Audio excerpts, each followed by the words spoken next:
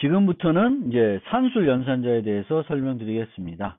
뭐 산술 연산자는 다 아시니까 뭐 빨리 설명을 드리겠습니다. 주의해야 될 점은 그 정수와 부동소수 산술 연산자의 의미가 다를 수 있으니까 요 점 주의해야 되는 거죠. 모두 P 연산자가 정수이면 정수 연산자가 적용이 되고, 둘 중에 하나만이라도 부동소수이면 아까 설명드린 대로 이항 연산자의 P 연산자들이 타입이 일치하지 않으면 일치시킨 다음에 연산을 적용한다 그랬어요. 따라서 하나가 정수고 다른 하나가 부동소수이면은 부동소수 타입으로 변환합니다. 이 과정에 각 타입의 크기에 따라서는 정보 손실이 일어날 수 있다라는 거고요.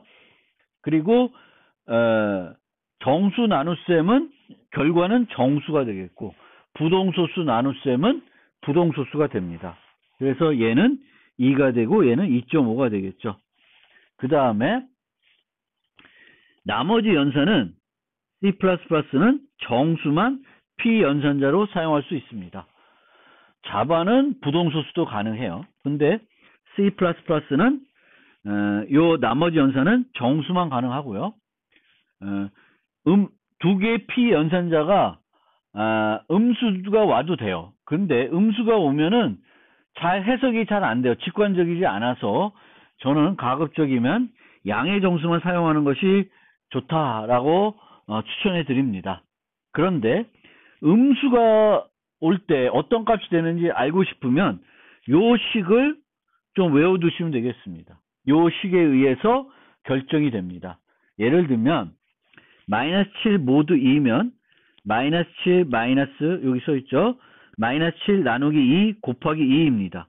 그러면 요거는 마이너스 3이 되고요. 정수 나눗셈이니까. 곱하기 2 하면 마이너스 6이 되고 마이너스니까 플러스 6이 돼서 마이너스 1이 됩니다. 하나만 더 해볼까요? 7 모두 마이너스 2예요. 그럼 마이너스 7 7 빼기 7 마이너스 2 곱하기 마이너스 2예요. 그러면은 7 빼기 마이너스 3 곱하기 마이너스 2고, 그러면은 7 빼기 6이 되니까 1이 되죠. 그래서 1이 됩니다. 그래서 이렇게 여러분들은 이 결과들이 직관적으로 느끼는지는 모르겠지만 이제 이거 뭐죠? 네. 직관적으로 느끼는지는 잘 모르겠지만 저는 그 나머지 연산은 정수를 양의 정수가 두 P 연산자가 모두 양의 정수일 때만 사용을 합니다. 그러면 나머지 연산 깔끔하게 되게 직관적으로 이해할 수 있습니다. 7 모두 2는 1이다. 이렇게 금방 우리가 알 수 있기 때문에 P 연산자가 양수일 때만 쓰는 게 좋다. 저는 그렇게 권장드리고요. 그 다음에 증감 연산자, 또 증감 연산자 플러스 마이너스. 그런데 설명드렸듯이 이 우선순위에 보시면은 뒤에 오는 게 앞에 오는 것보다 우선순위가 높습니다. 요 두 개를 비교해 보면 뒤에 오는 게 우선순위가 높고, 그리고 이 앞에 오는 것은 이런 식으로 L 밸류로 사용할 수 있습니다. 그래서 그거를 우리가 그걸 또 쓸 일은 별로 없겠지만 이해해 주시면 좋겠습니다. 그리고 여기 써 있듯이 앞에 오면 L 밸류이고 뒤에 오면 R 밸류이다. 후위 연산자가 얘보다는 우선순위가 높다. 이렇게 되겠고, 이렇게 되면 둘 다 얘는 평가한 시점에서 1이 증가되고요. 1이 증가된 값을 주고, 얘는 평가된 시점에서 현재 값을 줍니다. 그러니까 A 더하기는 현재 값, 플러스 A는 증가된 값. 그런데 A가 실제 언제 증가하냐? 그거는 잘 몰라요. 그러니까 단정하기가 어렵다는 거예요. 표준에 의하면 시퀀스 포인트 전에는 증가되어 있는데 이 시퀀스 포인트가 되게 복잡합니다. 그래서 보통 다음 문장 전에는 증가가 되게 되어 있어요. 그런데 다음 문장이 아니더라도 시퀀스 포인트인 경우가 많이 있습니다. 뭐 플러스 플러스 엔드 뭐 하면 요것도 시퀀스 포인트이기 때문에 요 경우에는 A가 여기에 또 쓰이면 증가된 값이 돼요.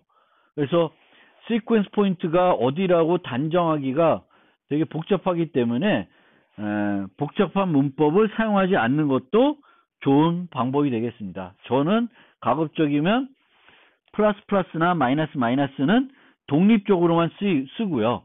독립적으로 쓸 때는 앞에 오는 버전을 더 선호합니다. 얘보다는 요 위가 더 효율적이에요. 그래서 그거를 잘 알아두세요. 앞에 오는 버전이 L밸류이자 얘가 더 효율적이다. 그거를 꼭 기억해 두시기 바라겠습니다. 그 다음에 비교 연산자. 비교 연산자는 지연 평가를 한다, 단축해서 평가한다는 걸 기억해 두시면 되겠습니다. 같은 말입니다. 다른 표현일 뿐 같은 의미이고요. 즉 이렇게 됐을 때 요 앞에 왼쪽에 있는 걸 무조건 평가한 다음에 전체 결과를 짐작할 수 있으면, 결정할 수 있으면 요 뒤에는 안 하는 거예요. 그래서 and는 여기가 false이면 뒤에 거를 보나마나 false가 되겠고요.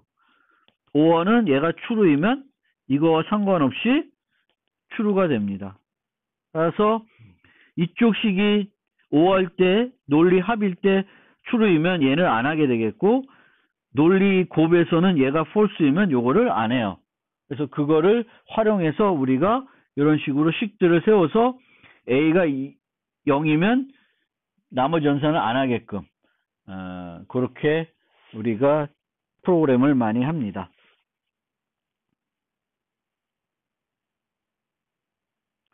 그리고 C부터 이어져 내려오는 건데 이제 비교할 때 평가 결과가 정수이면 0은 false로, 나머지는 true로 평가합니다. 그래서 그것도 기억해 두시면 좋겠습니다. 그 다음에 비트 연산자. 우리가 일반적인 프로그래밍 할 때 비트 연산자를 사용해서 프로그래밍 할 이유는 별로 없습니다. 그런데 비트 연산은 일반적인 다른 연산들에 비해서 가장 효율적인 연산이에요. 따라서 프로그램의 효율을 높이고자 하면은 비트 연산을 활용하는 것도 괜찮은 방법입니다. 좀 더 속도를 높이고 싶다. 그런데 내가 하는 일을 비트 연산 가지고도 할 수 있고, 그러면 비트 연산을 가지고 하면은 더 효율적으로 할 수 있게 됩니다. 비트 연산에는 부정, 곱, 합, XOR 네 가지가 있어요. 부정은 true를 false로 바꾸는 거고, false를, 그러니까 1을 0으로, 0을 1로 바꾸는 거죠. 이 비트니까. 이런 걸 말하고, 비트 곱은, 여기 곱의 특성을 말하면, 0과 곱은 항상 0이고, 1과 곱은 원래 값을 주게 됩니다. 이게 특성이에요. 논리 곱의 특성. 그래서 0을 곱하면은, 0과 AND 하면은 다 무조건 0이 됩니다. 논리합의 특성은 0과 합은 원래 값, 1과 합은 항상 1이 됩니다. 그래서 그런 특성을 갖고 있고, XOR은 1과 XOR은 반대값, 0과 XOR은 원래 값을 가지게 됩니다. 비트 이동은 산술과 논리 이동이 있고, 이렇게 한 비트 이동하는 것은 곱하기 2, 나누기 2 하는 효과가 있습니다. 산술 이동일 때 그렇습니다. 산술 이동은 맨 앞에 있는 부호 비트가 따라오는 거예요. 그래서 1000은 4비트로 치면 2의 보수이면은 맨 앞에가 1이면 음수예요. 그러면 1, 2, 4, 8이니까 마이너스 8에 해당됩니다. 그러면 이쪽으로 한 비트 시프트 하면은 1100이에요. 0100이 아니라 요게 부호 비트일 때는 유지된 상태에서 1만 1로 옵니다. 그러면은 요 값은 어떻게 되냐면 마이너스 8, 4, 2, 1이니까 마이너스 4가 돼요. 2배로 감소했죠. 만약에 얘가 논리 이동이면 이렇게 되면 그냥 4가 되죠. 그래서 부호가 바뀌게 되는 거예요. 그래서 산술 이동은 부호 비트를 유지하는 겁니다. 그런데 거꾸로 0100이면 여기 8421이니까 4죠. 그런데 요거를 오른쪽으로 왼쪽으로 한 비트 이러면 이렇게 되죠. 그러면은 이 1이 맨 꼭대기에 가기 때문에 음수가 돼요. 4여서 마이너스 8이 됩니다. 그래서 요 지점도 우리가 이동 연산을 이용해서 곱하기 2 나누기 2 할 때는 주의해야 됩니다. 물론 2비트 0 하면은 곱하기 4가 되고 그렇게 됩니다. 그래서 그런 걸 이용해 가지고 좀 더 빨리 할 수 있어요. 이런 것들을. 그리고 n이 짝수인지 홀수인지 알고 싶다. 그러면은 비트들이 이렇게 있으면 0, 1, 0, 1 그러면 1, 2, 4, 8이니까 5죠. 즉, 요 아래는 1 또는 0이에요. 그러면은 여기가 1이면은 홀수가 되고 여기가 0이면은 짝수가 됩니다. 그래서 맨 마지막 비트가 뭔지만 알면 이 수가 홀수인지 짝수인지 알 수 있어요. 그럼 그걸 어떻게 하냐? n이 있으면 and 0x 그냥 1. 1이면 모든 게 0이고 1만 있는 거예요. 그러면 이 n이 뭐가 됐든지 간에 나머지들은 0과 곱은 항상 0이 됩니다. 그럼 얘는 다 0이 되고 마지막 비트가 있어요. 그 마지막 비트는 1일 수 있고 0일 수 있는데 1과 곱은 원래 값이 됩니다. 그럼 원래 값만 남아요. 그럼 여기가 0이었으면 0이고 1이었으면 1이 됩니다. 그래서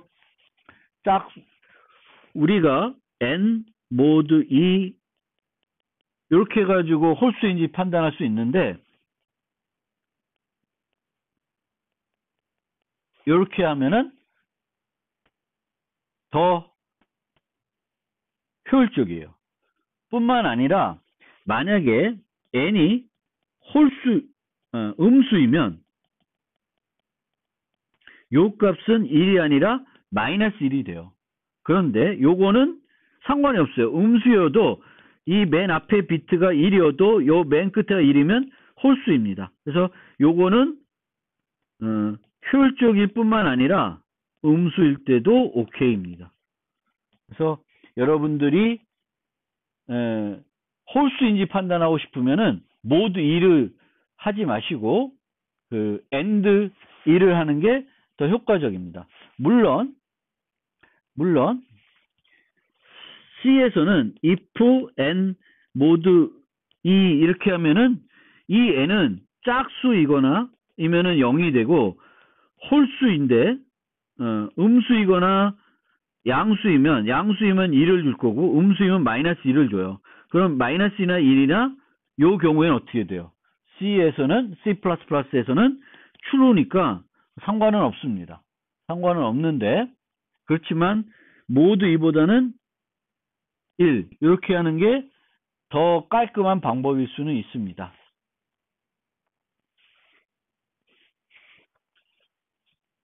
그리고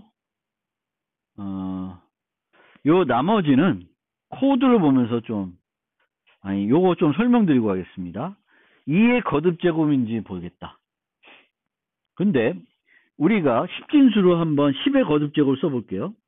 1, 10, 100, 1000, 만, 뭐 이렇게 되는 거죠. 근데 얘를 비트로 생각하면 1, 2, 4, 8, 16 이렇게 돼요. 즉 비트들이 쭉 이진수로 2비트 있을 때 전체에서 1이 딱 하나만 있으면 얘는 2의 거듭 제곱이 됩니다. 그러니까 어떤 n이 있을 때 이 n을 비트 표현을 보았는데 1인 비트가 1개예요. 그럼 얘는 뭐예요? 2의 거듭 제곱입니다. 2의 거듭 제곱. 그러면 요 특성을 이용해서 우리가 2의 거듭 제곱인지를 어떻게 프로그램 짤 수 있을까요? 원래는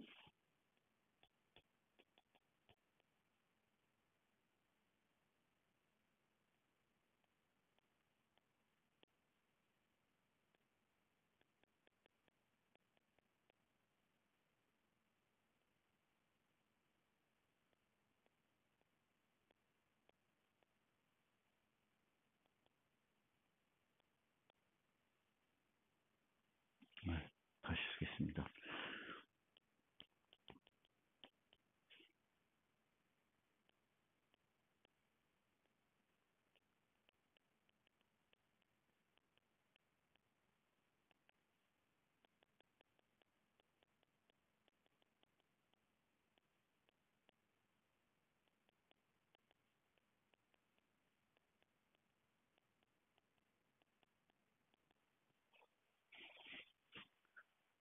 이렇게 n을 계속 2로 나눠보는 거예요.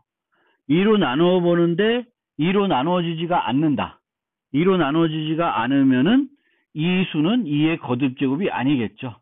그래서 이런 식으로 계속 그 나머지 연산과 나눗셈 연산을 가지고 요거를 할 수 있는데 더 쉬운 방법은 아까 1이 그러니까 비트로 표현했을 때 비트 중 값이 1인 것이 몇 개? 1개만 존재한다. 요걸 이용해서 어떻게 효과적으로 할 수 있는지 좀 생각을 해보세요. 요것도 한번 숙제로 드리겠습니다. 그래서 그거를 좀 생각해 보시고 특정한 위치에 요걸 하는 것은 좀 설명드리고 그 코드를 살펴보면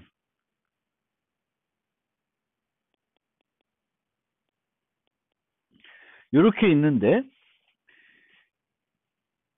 요 비트 값을 알고 싶어요. 뭐 이렇게 있을 때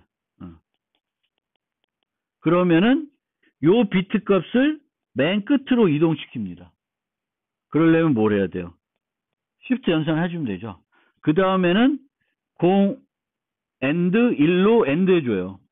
AND 1로 AND 해주면은 나머지는 다 0이 되고 요 마지막 비트 값만 내려옵니다. 그럼 얘가 0인지 1인지 알 수 있어요. 그 다음에 세 번째 비트 값을 1로 바꾸고 싶다. 얘를 1로 바꾸고 싶다. 그러면 1과 합은 항상 1이에요. 그러면 이렇게 하면 돼요. 요거를 5화 시키면은 1이 되고 여기는 이 x가 뭔지 모르겠지만 x가 그대로 내려옵니다. 톡을 하고 싶으면 0과 x와는 원래 값이니까 0, 1, 00을 뭘 해줘요? 5와 x월 해주면 돼요. x월 해주면 요 값은 원래가 1이었으면 0이 되고 0이었으면 1이 되고 나머지는 그대로 옵니다. 그래서 토글은 요걸 x월을 1로 바꾸는 거는 요거를 활용하시면 되겠습니다. 코드를 잠깐 보겠습니다. Shift Right, Shift Left는 그 보호 비트 때문에 주의해야 될 점들이 있으니까 잘 살펴보시고요. 자, 제2번째를 1로 설정하고 싶어요. 그러면 1을 이렇게 하면은 맨 끝에 비트만 1이 되겠죠. 그거를 그 위치로 옮깁니다. 제2번째 위치로 옮겨서 5화 시키면 돼요. 그리고 톡을 하는 것은 똑같은데 대신 뭐래요? x와 연산해 주면 됩니다. 얘를 0으로 바꾸는 거는 좀 복잡합니다. 0으로 바꾸려면은 111, 0, 1111 이렇게 요거를 만들어야 돼요. 그래서 요거를 만들어서 AND를 해줘야 됩니다. AND를 해주면 1과 얘를 AND 하면은 원래 값이 되겠고 0과 AND 하면은 0이 돼요. 그래서 111, 0, 1111 이런 것들을 만들어줘야 됩니다. 그럼 얘를 어떻게 만드냐? 1110, 1111 값을 만들어가지고 XOR 시켜주면 됩니다. 그러니까 이 값을 어떻게 만드냐면은 FF와 FF를 만든 다음에 FF를 하면은 모두가 1인 그런 것이 만들어져요.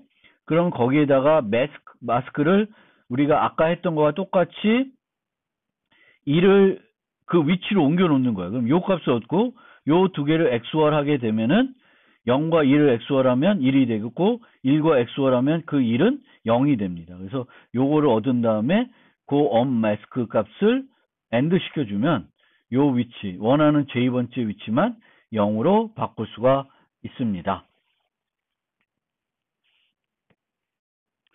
네.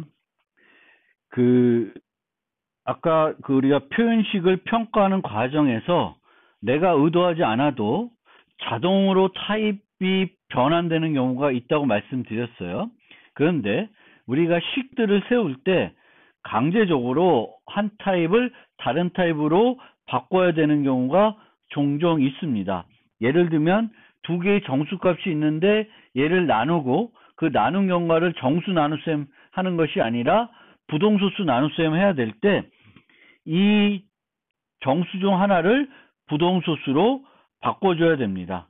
그때 사용하는 것이 강제 타입 변환입니다. 그래서 강제 타입 변환은 예전에 C에서 사용됐던 건 요 형태입니다. 더블 M. 그러니까 가로에다가 변화하고자 하는 타입이 나오고 요 값을 요 타입으로 바꾸는 거예요. 그래서 M을 더블로 바꾸는 거예요.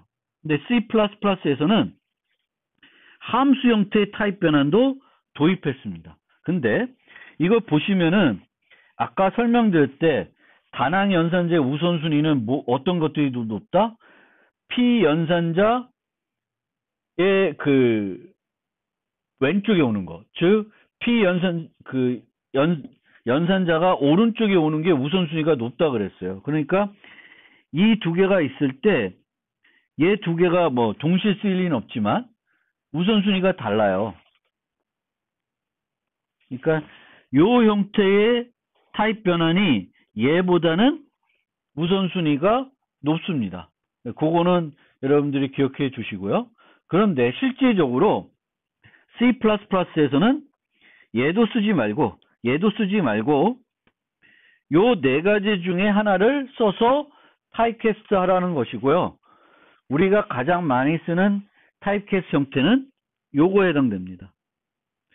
그런데 여기서 어떻게 쓰냐면 F equal N static cast double M 이런 형태가 되는 거예요. 그러니까 요 꼴입니다. 함수 형태의 꼴이에요.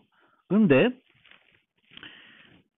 실제 얘를 쓰려고 하면은 간결하지가 못해서 되게 망설여져요. 다른 것들은 C++가 대단히 간결성을 강조했고 얘보다는 얘가 더 간편하다 보니까 얘를 쓰려고 많이 해요. 그런데 우리가 정확하게 어떤 변환을 하는 것이 목적인지를 확실히 잘 나타내기 위해서는 요걸 쓰는 것이 맞는 것입니다. 그래서 타입 변환하는 것들이 컨스트를 제거하는 타입 변환이 있고 상속에서 쓰는 게 있고 전혀 다른 게 있어요. 그래서 이 네 가지가 서로 어떤 의미가 다르기 때문에 내가 의도하는 게 뭔지를 명확하게 나타내기 위해서는 요 형태로 사용해 주는 것이 가장 바람직하다고 하고 우리가 주로 많이 쓰는 변환들은 다 얘에 해당돼요. 그리고 나중에 객체지향 상속에서는 이것도 간혹 써요.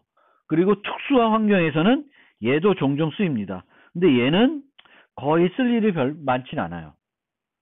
그래서 여러 가지 형태들이 있다. C에서 어떤 형태?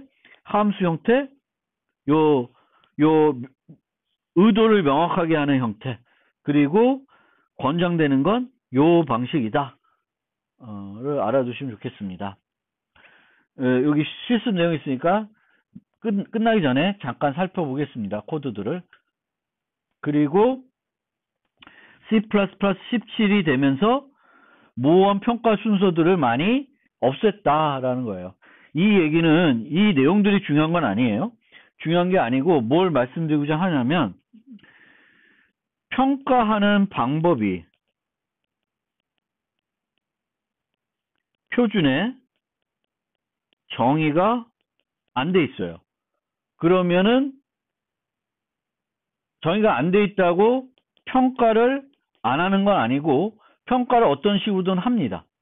그런데 표준에 정의되어 있지 않기 때문에 어떻게 평가될지 프로그래머가 예측하기가 어렵다는 문제점이 있습니다.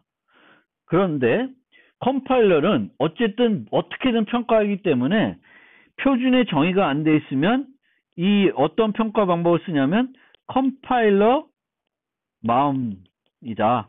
컴파일러가 결정한 대로 평가가 이루어지는 거예요. 그런데 C++ 17은 요거를 많이 없앴어요. 불편하다 이렇게 하는 거. 그래서 예전에는 표준에 정의되어 있지 않았고 표준에 정의되어 있지 않았으면은 컴파일러가 알아서 결정해서 평가 방법을 쓰면 되는데 정의해서 사용하면 되는데 컴파일러마다 평가하는 방법이 다를 수 있으니까 그렇게 하지 말고 웬만한 경우에는 표준에서 정해주자라고 C++ 17부터는 움직이는 것 같아요. 그래서 여러 가지 모호한 평가 순서들에 대해서 확실하게 이럴 경우에 이렇게 하고 저럴 경우에 저렇게 하라고 제시를 하고 있습니다. 복잡한 형태들이기 때문에 굳이 제가 여기서 자세한 걸 설명 안 드리겠습니다. 근데 어쨌든 17부터는 이러한 모호한 평가 순서들을 많이 개선해서 표준에서 정의하고 있다라는 걸 알아두시면 되겠습니다. 요 부분, 그 타입 변환 연산자에 대한 실습 부분을 잠깐 설명해 드리고 이번 챕터에 대한 설명을 마무리하겠습니다. 그래서 C++에는 타입 변환하는 방법이 크게 세 가지가 있다. 기존의 C부터 사용했던 방법, 그 다음에 C++에 추가된 함수사의 방법, 그리고 네 가지 그 타입 변환한 의도를 명확하게 하는 방법. 세 가지가 있고, C++ 프로그램 할 때 권장되는 방법은 요 방법이다. 간결하지 못하지만 의도가 명확하기 때문에 이 방법을 많이 쓰라고 합니다. 그래서 대부분 우리가 타입 변환할 때는 스태틱 캐스트 하는 형태가 되겠고요. 그 네 가지 종류에는 스태틱 캐스트, 컨스트 캐스트, 다이내믹 캐스트, 리인터프레이트 캐스트가 있습니다. 그래서 컨스트 캐스트는 언제 쓰냐면은 요런 거요. 요런 거는 P가 상수 지시 포인터잖아요. 그런데 그 상수 지시 포인터의 상수성을 제거해 가지고 그 포인트를 이용해서 가리키는 데이터를 수정하려고 하는 거예요. 그런데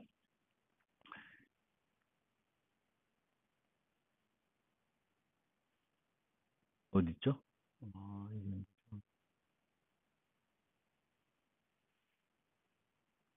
n의 주소를 갖고 있는 P가 n을 가리키고 있어요. 이제 진행하다 보면 즉 P가 처음에는 이 작은 n이에요. 얘는 상수가 아니죠.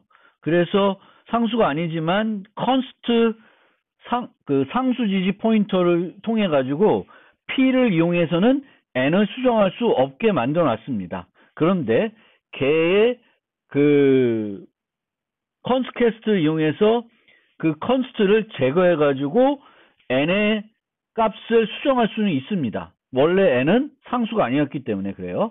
그런데 P를 이 상수를 가리키게 만들면은 이렇게 컨스트를 제거할 수 있지만 원래 n은 컨스트이기 때문에 얘를 제거했다고 해서 얘를 이용해서 수정할 수는 없습니다. 수정이 안 돼요. 이 얘는 이거의 const는 제거할 수 있는 건 아닙니다. 그러니까 상수 지시 포인터에 있는 const를 제거하는 것이 목적이고, 그걸 제거하더라도 실제 포인터가 가리키고 있는 데이터가 상수이냐 아니냐에 따라서는 제거를 한다고 해서 무조건 수정할 수 있는 건 아닙니다. 이 용도만 말씀드린 거고요. 컨스캐스트를 우리가 프로그램하면서 쓸 일은 별로 없다, 이렇게 알아두시면 되겠고, 나머지 두 개, 다이나믹 캐스트는 이제 객체 지향에서는 제법 쓰이고요.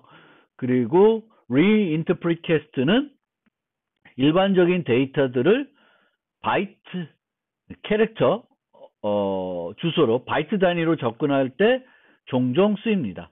전혀 원래 데이터하고 다른 타입으로 접근할 때 이제 reinterpret 캐스트라는 걸 쓰게 됩니다.